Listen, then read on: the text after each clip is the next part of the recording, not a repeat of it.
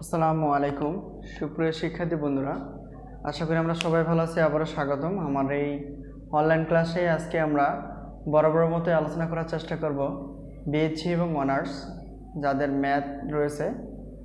আমরা সেই math linear algebra chapter 2 r⁴n c⁴n আমরা গত কয়েকদিন ধরে আলোচনা করে আসছিলাম। সেই প্রশ্নটি আলোচনা বা সেই বোর্ড প্রশ্নগুলো আলোচনা করার চেষ্টা করব। তো এখানে দুইটা গুরুত্বপূর্ণ উপপাদ্য আছে। তো উপপাদ্যগুলো আমরা আলোচনা করার চেষ্টা করব ধাপে ধাপে। তো যাই হোক, তোমরা যদি আগের বেসিক পর্বটি না দেখে থাকো অবশ্যই দেখে নেওয়ার চেষ্টা করবা। তো সেখানে আমরা এই অধ্যায় সম্পর্কে একটু আলোচনা করার চেষ্টা করছি যাতে করে সবার জন্য সহজ হয় বুঝতে। এবং যেহেতু আমরা জানি Rn এবং Cn অর্থাৎ রিয়েল নাম্বার বা বাস্তব সংখ্যা, কমপ্লেক্স নাম্বার বা জটিল সংখ্যা আমরা বুঝে ফেলেছি, তাহলে সরাসরি আমরা এই প্রশ্নের অ্যান্সার হয়ে যাব। তো এখানে দেখো, এটা একটা ভেক্টর, এটা দেওয়া আছে, এটা একটা ভেক্টর, এটা দেওয়া আছে। তাহলে এখানে u.v v.u বের করতে হবে। তাহলে যদি কোনো ভেক্টরের মাঝে i থাকে তাহলে সেটা হয় কমপ্লেক্স নাম্বার বা জটিল সংখ্যা। তো জটিল সংখ্যার সূত্র আমাদের ফলো করতে হবে এখানে। তো এটাকে আমরা মার্কিং করব, এটা u, তাহলে এটা u1, পরেরটা হবে u2, তারপরটা হবে u3। তাহলে এখানে v1 v2, এটা হলো v3, ঠিক আছে। তাহলে এখানে আমরা জানি ডাইরেক্ট লিখবো যে আমরা জানি u.v, কারণ এটাই বের করতে বলছে। তাহলে এটা লিখবো আমরা কি u1 v1 বার প্লাস u2 v2 বার প্লাস u3 v3 বার। তাহলে u1 বলতে কোনটা? u1 বলতে প্রথমটা, তাহলে 1 প্লাস i, v1 বলতে এটা মাইনাস i। তো তারপর সূত্রে একটা বার চিহ্ন রয়েছে, সেই বার চিহ্নটা দিব, প্লাস এটা u2 বলতে 2 আর v2 বলতে হবে 4। তো তারপর সূত্রের বার আছে, বার চিহ্ন দিব, প্লাস u3 বলতে 3 মাইনাস i আর v3 তারপর বার, v3 কোনটা 2 প্লাস i তারপর বার, ঠিক আছে। তো আশা করি আমরা বুঝতে পারছি। তো আগের ক্লাসগুলো দেখে থাকো তাহলে এটা অনেক সহজ হবে। তাহলে এখানে বার এবং i থাকলে আমরা চিহ্নের পরিবর্তন করি, তাহলে মাইনাস আছে এটা প্লাস হয়ে যাবে, তাহলে কি হবে প্লাস i হয়ে যাবে, ঠিক আছে। আশা করি আমরা বুঝতে পারছি। প্লাস 2, এখানে বার চিহ্ন রয়েছে কিন্তু আসলে i নেই, তাহলে চিহ্নের পরিবর্তন হবে না। 4 আর 8, তাহলে কত 4 আর 2 গুণ করে 8 হবে, একবার হিসাব করলাম। প্লাস 3 মাইনাস i, এখানে বার চিহ্ন আছে তাহলে চিহ্নের পরিবর্তন ঘটবে। তাহলে এখানে যদি i দিয়ে 1কে গুণ করি বা i, তাহলে এই i দিয়ে এই i অর্থাৎ গুণ করলে প্লাস, তাহলে প্লাস হবে i গুণ করলে i স্কয়ার প্লাস 8 যা আছে তাই। এটা দিয়ে এটাকে গুণ করলে আমরা কি পাবো? তাহলে দেখো তো, প্লাস প্লাসে তো প্লাস হয়, 3 দিয়ে 2কে গুণ 3 দিনে 6, প্লাস মাইনাসে মাইনাস, 3 দিয়ে যদি i কে গুণ 3i, মাইনাস i দিয়ে 2কে গুণ করলে মাইনাস 2i হবে, আর মাইনাস মাইনাস হবে প্লাস i গুণ করলে i স্কয়ার, ঠিক আছে। তাহলে এখন i স্কয়ার সমান আমরা কমপ্লেক্স নাম্বারে শিখছিলাম i স্কয়ার মানে হলো -1, এটা মনে রাখবা। তাই এটা y, কিন্তু এখানে i স্কয়ার নেই, তার মানে এখানে যা আছে তাই। আর i স্কয়ার বলতে -1 plus 8 minus plus 8 plus 6 minus 3i minus 2y plus, আর i স্কয়ার বলতে -1, এটা মনে রাখবা। তাহলে দেখো y প্লাস মানে আছে মাইনাস, 1 আছে 1 plus 8 plus 6 minus 3i minus 2y plus মানে আছে মাইনাস 1 আছে 1। তো আমরা i গুলো এবং সংখ্যাগুলো এক পাশে করব। তো সংখ্যাগুলো যদি এক পাশে করি মাইনাস এটা হবে, এটা হবে, এটা হবে, যেখানে i নেই সেগুলা। আর i কোনটা আছে? এই দেখো i minus 3i minus 2i। তাহলে এখানে দেখো তো, এটা যদি যোগ করি কত আসবে? 14, 14 থেকে -2 বাদ দিলে প্লাস 12, আর এটা যদি যোগ করি কত হবে? -5। তো -5 থেকে যদি আমরা কি করে ফেলি, প্লাস একটা i বাদ দিয়ে দিই, তাহলে কত হবে? -4 হবে, -4i হবে। তো এটা এখান থেকে আমরা কি কমন নিতে পারি কি না ভালো করে দেখো। আমরা যদি 4 কমন নেই তাহলে কি আসে? 4 যদি কমন নেই তাহলে এখানে 3 আসবে, মাইনাস এখানে i হবে, তাহলে গুণ করলে হবে 3 4 12 প্লাস মাইনাস মাইনাস আর 4i।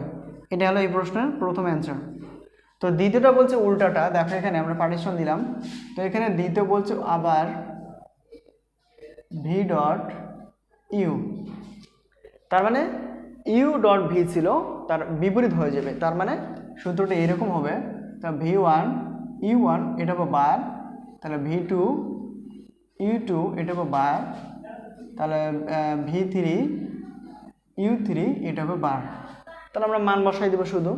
তাহলে এখানে দেখো তো v1 বলতে এটা মাইনাস আই, আর u1 বলতে এটা হবে তারপর বার হবে, তাহলে 1 প্লাস আই তারপর বার, প্লাস v2 বলতে কোনটা হবে 4, আর u2 বলতে কোনটা হবে 2 এবং তার সূত্রের বার আছে বার, প্লাস v3 বলতে এটা, তাহলে 2 প্লাস আই ব্র্যাকেট ক্লোজ, আর u3 বলতে হবে এটা, u3 বলতে হবে 3 মাইনাস আই, আর সূত্রে একটা বার ছিল, বারটা দিয়ে দিব। ঠিক আছে, খুব সহজ একটা বিষয়। আচ্ছা, তাহলে এখন দেখো যেগুলো বার চিহ্ন সেগুলো চিহ্নের পরিবর্তন করবে এবং আই থাকতে হবে, তাহলে এখানে 1 মাইনাস আই হবে, কারণ আই রয়েছে এবং বার আছে, আর প্লাস থাকলে মাইনাস হয়ে যাবে। তাহলে এটা দেখো বার ঠিকই আছে কিন্তু আই নেই।